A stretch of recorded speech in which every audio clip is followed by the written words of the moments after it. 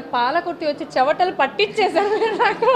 మొత్తం ఒంటిని నా చెవటలు కారిపోయింది. అసలు ఫ్యాన్స్ ఏంటి, ఆ జన సమూహం ఏంటి, అది ఆశ్చర్యం వేసేసింది ఎంతమంది ఫ్యాన్స్ ఉన్నారు మీ ఇద్దరికి అని చెప్పి. ఎప్పుడు ఏంటైనా ఇలా బయటికి ఇలా అడుగు పెట్టంగానే దిగినామంటే చాలండి, కంపల్సరీ ఇంతమంది తప్పకుండా ఉంటారు. అదే టైం అయినా కానీ ఉంటారు. ఓ మై గాడ్, అసలు అయితే నిజంగా మ్యామ్ అసలు సంక్రాంతి పండుగ కాబట్టి ముందుగా మనం సంక్రాంతితో స్టార్ట్ చేద్దాం మ్యామ్. అసలు మీరు పెద్దవాళ్ళు కాబట్టి అసలు సంక్రాంతి అంటే ఏంటి, దాని విశిష్టత ఏంటో చెప్పండి మ్యామ్. అసలు అంటే సంక్రాంతి అంటే ఇప్పుడు సో మెనీ వెరైటీస్ అండి. పిల్లల దగ్గర నుంచి పెద్దల వరకు మన రైతులు ముఖ్యంగా అంటే ఇప్పుడు మన రైతులు పంటలు వేసిన పంటలు ఇప్పుడు వస్తాయి. సో ఇప్పుడు కొత్త పంటలతోటి కొత్త పిండి వంటలు పండుతాయి, దాంతో వంటలు చేస్తారు, పిండి వంటలు. అవును. సో అంటే ఇప్పుడు ఈ పంటలు కూడా పండింది ఎంజాయ్ చేస్తారు. సో ఇప్పుడు ఇక్కడ మనకి సంక్రాంతి ఎట్లనో మాకు అక్కడ థ్యాంక్స్ గివింగ్ అంటాము. సో అప్పుడు కూడా మాకు పంటలు వస్తాయి. పంటలు వచ్చినప్పుడు దాన్ని అందరూ తిని వాళ్ళు థ్యాంక్స్ గివింగ్ అంటారు. అంటే thankful for all the year మన క్రాప్స్ ఇవన్నీ కూడా. అది కూడా ఎండ్ ఆఫ్ ద ఇదేమో మనకు బిగినింగ్ ఆఫ్ ద ఇయర్ వస్తుంది అనుకోండి, అదేమో మాకు నవంబర్లో వస్తుంది. ఓకే. సో ఇప్పుడు ఎట్లా మనము పంటలు పండినందుకు మనము థ్యాంక్ఫుల్గా మనం ఎట్లా పిండి వంటలు వండుకొని సెలబ్రేషన్ చేసుకుంటున్నామో ఆ కొత్త వంటలతోటి, ఆ కొత్త పంటలతోటి. సో అదేవిధంగా అమెరికాలో కూడా ఉంటుంది. అంటే మీరు ఎన్ని ఇయర్స్ నుంచి అమెరికాలో ఉన్నారు మ్యామ్? 47 years, 77 నుంచి. చిన్న అంటే ఆల్మోస్ట్ మీరు చిన్నప్పటి నుంచి అక్కడే ఉన్నారు కదా, మరి తెలుగు ఇంత స్పష్టంగా ఎలా మాట్లాడుతున్నారు? అంటే మా ఇంట్లో ఒక రూల్ ఉంటుంది ఏంటంటే బయట ఎక్కడ స్కూల్కి పోయేసి వచ్చినా కానీ గడప దగ్గర నుంచి లోనకు వస్తే తెలుగు మాట్లాడాలి. వావ్, సూపర్ కదా. సో అలా మీరు తెలుగు నేర్చుకున్నారు. మళ్ళీ ఇండియా బట్టలు వేసుకోవాలి, శనాదారాలు వస్తే ఇండియా బట్టలు వేసుకోవాలి. అంటే వీక్ డేస్ అంటే మళ్ళీ స్కూల్కి వర్క్ పోతాం కానీ. సో శనాదారాలు వస్తే ఇండియా బట్టలు వేసుకోవాలి, ఎక్కడన్నా పార్టీకి పోతే ఇండియా బట్టలు వేసుకోవాలి, మన ఇండియా వాళ్ళ ఇంటికి పోతే. సో మా మనవరాళ్ళు కూడా అదే అంటారు, ఈరోజు ఇండియా పార్టీని అమెరికా పార్టీని అని అడుగుతారు. ఇండియా పార్టీ అయితే లంగా జాకెట్ వేసుకోవాలి నాన్నమ్మ అమ్మమ్మ అంటారు. ఈవెన్ మా కూతురు మా పిల్లలు వాళ్ళు కూడా అంటారు, పంజాబీ డ్రెస్ పైజామా లాల్ చేస్తామా నాన్న. Wow, so super. సో మీ మనవరాలే కాదు, అదిగో ఇలా తలుచుకున్నావా లేదా అలా ఎంట్రీ ఇచ్చింది. హే, లంగావోని మాత్రం అదిరిపోయింది. చాలా నెమలు ఎంతో బ్యూటిఫుల్గా ఉన్నాయి. నేను రాగానే ఫస్ట్ నా కన్ను దాని మీద పడింది. అందుకనే కదా మ్యామ్ మీ కోడల చేత కూడా లంగావోని ఇచ్చేసారు మీరు. సో యశస్విని గారు, మీరు ఇలా లంగావోనిలో ఇలా మాకు దర్శనం ఇస్తారని అసలు ఎక్స్పెక్ట్ చేయలేదు నేను, but really looking beautiful. So అంటే మీ అత్తగారు చెప్పారా ఇలా లంగావోని వేసుకోవాలి అని, లేకపోతే మీ ఇంట్రెస్ట్? అయ్యో అంటే అట్లేం లేదు, అత్తమ్మ కూడా చెప్తారు. నేను కూడా ఎక్కువ లంగావోనిలే వేసుకుంటాను. లంగావోని అంటే ట్రెడిషనల్ అంటే ఇష్టం అనమాట, డ్రెస్సెస్ అంటే ఫంక్షన్స్కి వెళ్ళేటప్పుడు శారీస్ కట్టుకుంటా, బట్ లంగావోనిలు ఎక్కువ ఇష్టం. ఓకే. సో ఇలాగ పండుగలు వచ్చినప్పుడు మ్యామ్ మీరు అక్కడ లంగావోనీలు ఇలా ఈ సాంప్రదాయ బట్టల్లో కనిపించినప్పుడు అక్కడ వాళ్ళందరూ ఫీలింగ్ ఎట్లుంటుంది మామూలుగా, అసలు ఎలా రియాక్షన్? కూడా మంచిగా వాళ్ళు బాగున్నారని చెప్తారు. అక్కడ యూఎస్ వాళ్ళు కూడా చెప్తారు, అమెరికన్స్ కూడా చెప్తారు. ఈరోజు పొద్దున కూడా నేను చాలా రోజుల తర్వాత లంగావోని వేసుకున్నాను. ఇక్కడికి వచ్చినాక ఎక్కడ కుదరట్లేదు కదా, అవునవును, ఫంక్షన్లకు వెళ్ళట్లేము, దేనికి వేసుకుంటే వేసుకోమని అదే అన్నారు. అత్తయ్య గారు అన్నారా? నేను ఎక్స్పెక్ట్ చేశారు మ్యామ్, నేను ఎక్స్పెక్ట్ చేశాను. అంటే ఏమైపోయిందంటే ఇప్పుడు క్యాంపెయినింగ్ అంతా కూడా లంగావోణి వేసుకోరాదు. అవును. మళ్ళీ ఇప్పుడు ఇక్కడ పెళ్ళిళ్ళు అవన్నీ చాలా ఉన్నాయి కానీ వీటికి లంగావోణి వేసుకోరాదు. ఈరోజు నిజంగా కూడా మన స్వచ్ఛమైన తెలుగు పండగ లంగావోణి వేసుకోమని చెప్పి. బట్ ఏది ఏమైనా మీ ఇద్దరు అత్త కోడలు అంటే మాత్రం అసలు ఎవరు నమ్మరు, నమ్మేదే లేదు. ఇద్దరు అమ్మ కూతుళ్ళను. అసలు మేడం అయితే ఎంత యంగ్గా ఉన్నారు. ఏంటి ma'am secret? Young and energetic కదా, మీకు పేరు పెట్టచ్చు నేను, డైనమిక్. 3 పేర్లు కూడా పెట్టచ్చు. ఎలా సాధ్యం ఇలాగా ఇంత ధైర్యము ఇవన్నీ? అంటే ఒకటి అంటే ఇప్పుడు we need to do that makes us happy. మనకి ఏదైతే హ్యాపీగా ఉంటుందో అది చేయాలి. ప్లస్ ఇంకోటి ఏంటంటే మనం కూడా లాన్ ఒకటి బయట ఒకటి ఉండద్దు, అంత అప్ఫ్రంటే ఉంటుంది. సో దానివల్ల కూడా మనం హ్యాపీగా ఉండగలుగుతాం. ఎందుకంటే లాన్ ఒకటి బయట ఒకటి ఉందనుకోండి, లాన్ ఎప్పుడు ఒకటి బాదర్ చేస్తుంది, అయ్యో మనం అట్లుండలేకపోయాం ఇట్లుండలేకపోయాం. సో నేను ఎప్పుడు ఒకేలాగా ఉంటాను కాబట్టి that it self creates happiness. Wow. So మీరు అలా ధైర్యంగా అంత డైనమిక్గా ఉండడం చూస్తే నాకు కూడా లోపల ఎక్కడి నుంచి వచ్చిన వైబ్రేషన్స్, నేను కూడా ఇలా ఉండాలి అనే ఫీలింగ్ కలిగింది. That's really amazing. అండ్ మీ అత్తమ్మ అంటే మీరు ధైర్యవంతురాలు, మీ అత్తమ్మ ధైర్యవంతురాలు, ఇద్దరిలో ఎవరు డేర్ అండ్ డాషింగ్ ఎవరు? అత్తమ్మేనా? అంతేనామా? తను కూడా ధైర్యవంతురాలే కానీ ఇంకా తను కొంచెం నా ఏజ్ వచ్చేసరికి నాకంటే ఎక్కువ మించిపోతుంది.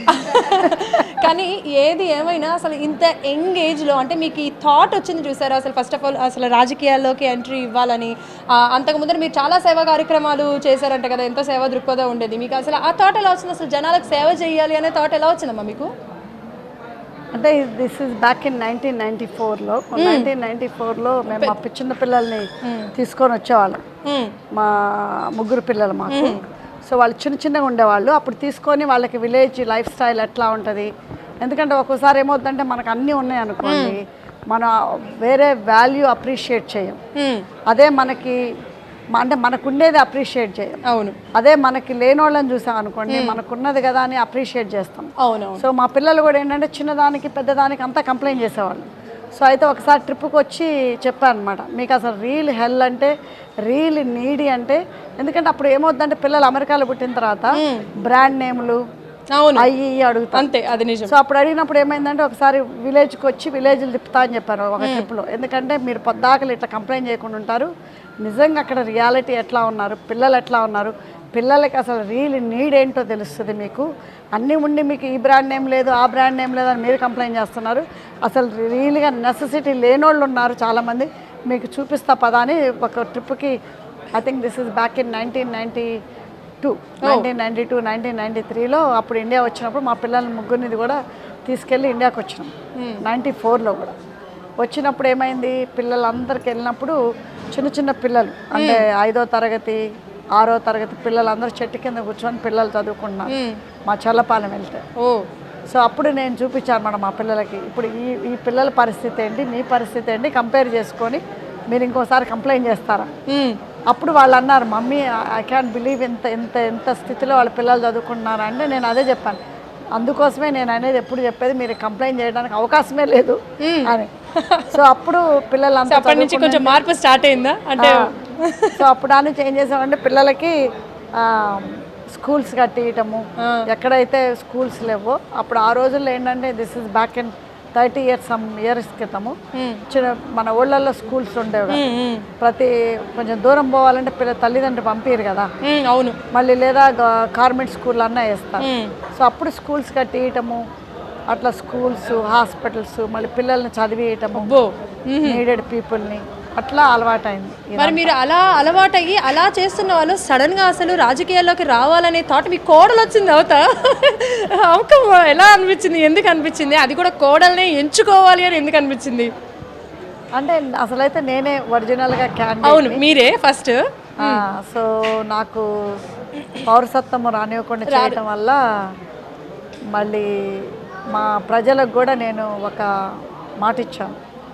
అంటే వచ్చినప్పుడు నేను క్యాండిడేట్గా వచ్చినప్పుడు ఏమనంటే ఎంత కష్టమైనా ఏదైనా కానీ నేను వాళ్ళ అండ నిలబడతాను అని. సో నాకు పౌరసత్వం రాకపోయినా కానీ చాలా బాధేసింది, అంటే వెనక్కి వెళ్ళాలేమో మళ్ళీ ఎట్లా ఇదంతా అని.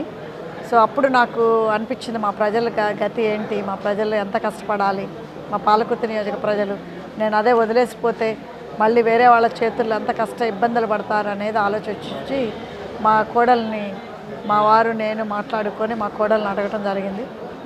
సో మా కోడలు కూడా అనుకున్న అంటే అడిగినందుకు తన ఎమ్మటే ఒప్పుకోవటం కూడా జరిగింది. ఎందుకంటే మరి అత్తమ్మ మీరు ఎంత కష్టపడి డెవలప్ చేశారు కాబట్టి మరి రేపు మీరు నిజంగా కూడా వస్తే మరి మన పరిస్థితి బాగోపోవచ్చు అని అన్నది. సో అయితే నేను అన్న మరి ఆలోచించుకొని రమ్మంటే తను ఎమ్మటే ఆలోచించుకొని విత్ ఇన్ ఫ్యూ డేస్లో చెప్పింది. సో పౌరసత్వాన్ని ఆపగలిగారు కానీ వారసత్వాన్ని మాత్రం ఆపలేకపోయారు అనే నినాదాన్ని మీరు తెచ్చారు కదా తెరపైకి. అంటే అసలు అలా ఎలా సాధ్యమైంది? ఇంతకు ముందర మీరు ఎమ్మెల్యే కాదు, అండ్ నౌ ఇప్పుడు ఎమ్మెల్యే. ఈ సంక్రాంతి పండగకి ఎలా ఫీల్ అవుతున్నారు?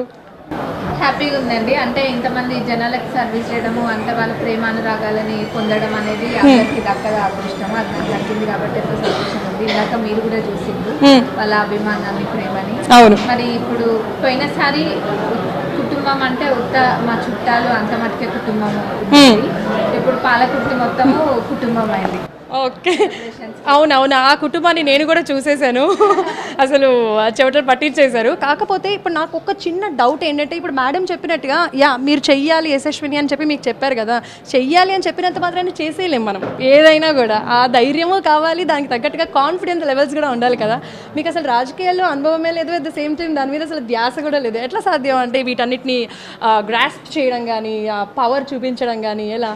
అత్తమ్మ ఏం చేశారు, ఎట్లాంటి సపోర్ట్ అందించారు? డెఫినెట్గా కాన్ఫిడెన్స్ అయితే ఎప్పుడు బిల్డప్ చేసేటట్టు చెప్పేటోళ్ళు.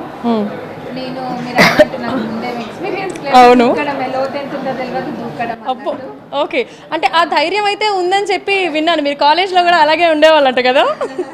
ధైర్యం ఉండేది, కాకపోతే నేను ఎప్పుడు ఎక్కడ స్పీచెస్ ఇవ్వడం కానీ అట్లాంటి వాటిలో అసలు పార్టిసిపేట్ చేయకపోయేది అన్నమాట. కానీ రావడమే డైరెక్ట్ అసలు అటాక్. ఇట్లా దీంట్లోకి వచ్చిన. సో అంత ధైర్యంగా మీరు ఎప్పుడు స్కూల్లో కూడా స్పీచ్ ఇవ్వలేదన్నారు. అంతమంది ప్రజల, వేల కోట్ల ప్రజల ముందర మైక్ పట్టుకొని స్పీచ్ ఇవ్వాలంటే ఫస్ట్ టైం ఎట్లా అనిపించింది? First speech, very first speech మీరు చూడొచ్చు, నేను పేపర్ పట్టుకొని చదివిన. నేను అనుకున్నా సరే ఎవరేమైనా అనుకోని అంటే నేను చెప్పేది క్లారిటీగా ఉండాలి కాబట్టి నేను పేపర్ పట్టుకొని చదువుతాను. కానీ ఒక 2-3 days అయినాక జనాలలోకి అప్పటికే వచ్చిన రోజు నుంచే జనాలలో 2-3 రోజులు అయ్యేసరికి వాళ్ళ బాధలు చెప్పుకోనో లేకపోతే వాళ్ళలోకి వెళ్ళి అవన్నీ తెలుసుకుంటుంటే ఇంకా అది వచ్చేసింది. ఓకే, ఆటోమేటిక్గా వాళ్ళ బాధల్ని అట్లా వచ్చింది. ఓకే, సో అసలు ఎర్రబల్లి అనే ఆయన ఏంటంటే అసలు ఫుల్ మనకందరికీ తెలిసిన విషయం, ఆయన ఎంత స్ట్రాంగ్ పర్సన్ అనేది. ఆయన్ని డామినేట్ చేసి మీరు రావడం అనేది మాటలు కాదు. అది అసలు ఎలా జరిగింది, అసలు మీరు నమ్మగలిగారా మేము అసలు ఇది జరుగుతుంది అని మీరు గెస్ట్ చేశారా? కాన్ఫిడెంట్గా ఉన్నారా లేకపోతే ట్రై చేద్దాం అని అనుకున్నారా? ట్రై అనే మాటే లేదు. లేదా? చెప్పండి మ్యామ్, మీరు చెప్పండి. నువ్వు చెప్పు ఇంత కాన్ఫిడెంట్గా ఉన్నాను. ట్రై అనే మాటే లేదు. అంతేనా? నేను మేలో వచ్చిన ఇండియాకి వచ్చి మా పాపని డ్రాప్ చేయడానికి వచ్చిన. తెలుగు నేర్చుకుంటుంది, మంచిగా ఉంటుంది, మళ్ళీ నేను డిసెంబర్లో తీసుకెళ్ళొచ్చు అని వచ్చి డ్రాప్ చేసి నేను అమెరికాకి వెళ్ళిన 10 రోజులలోనే. వెళ్ళేసరికి మా అత్తమ్మ అప్పుడే అంటే ఇక్కడ ఉన్న వాళ్ళు అప్పుడే మేలో అడిగిండ్రు, కాకపోతే ఇంకా ఏమీ డిసైడ్ ఏం కాలేదు అత్తమ్మ. అయితే ఇంకా వెళ్ళేసరికి డిసైడ్ అయ్యిండ్రు. ఇంకా అందరూ ఎంతమంది డిస్కరేజ్ చేసినా కానీ ఒక్కటే మాట, ఎట్లా ఢీకొంటారు అది ఇది అని మస్తుగా అన్నారు.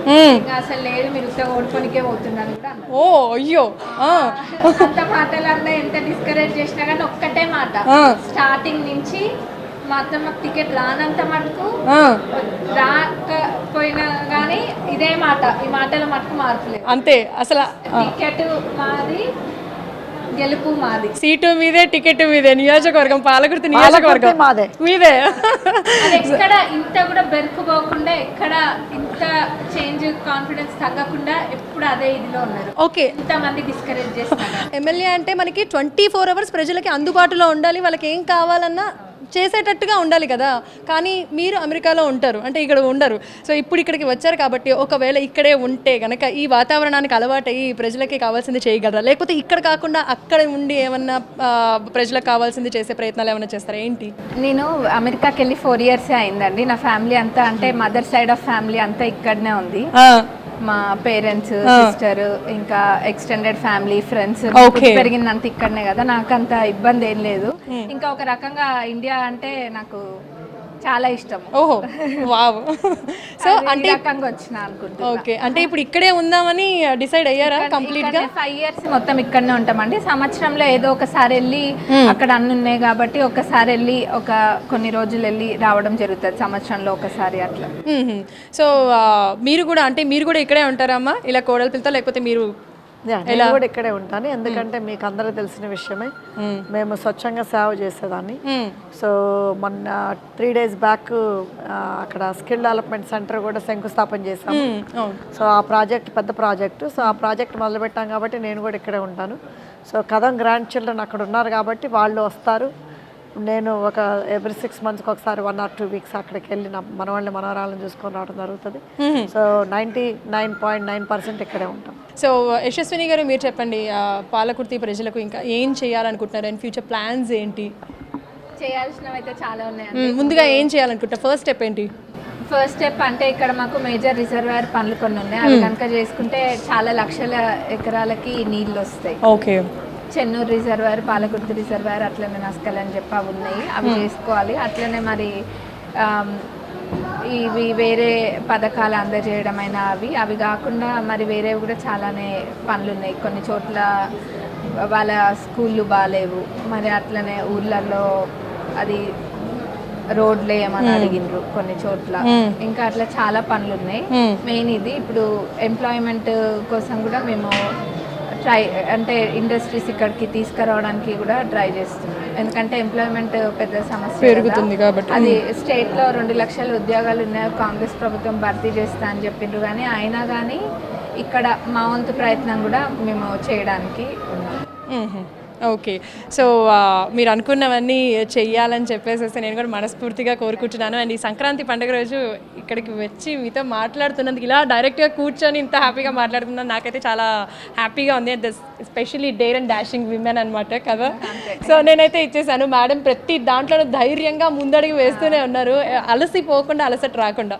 Wow ma'am, thank you very much for your time. Palakurthi నియోజకవర్గ ప్రజలందరికీ, మరి అట్లనే కష్టపడి మమ్మల్ని గెలిపించిన కార్యకర్తలు, ప్రజలు, సామాన్యులు అందరికీ కూడా పేరు పేరున భోగి, సంక్రాంతి, కనుమ శుభాకాంక్షలు అండి.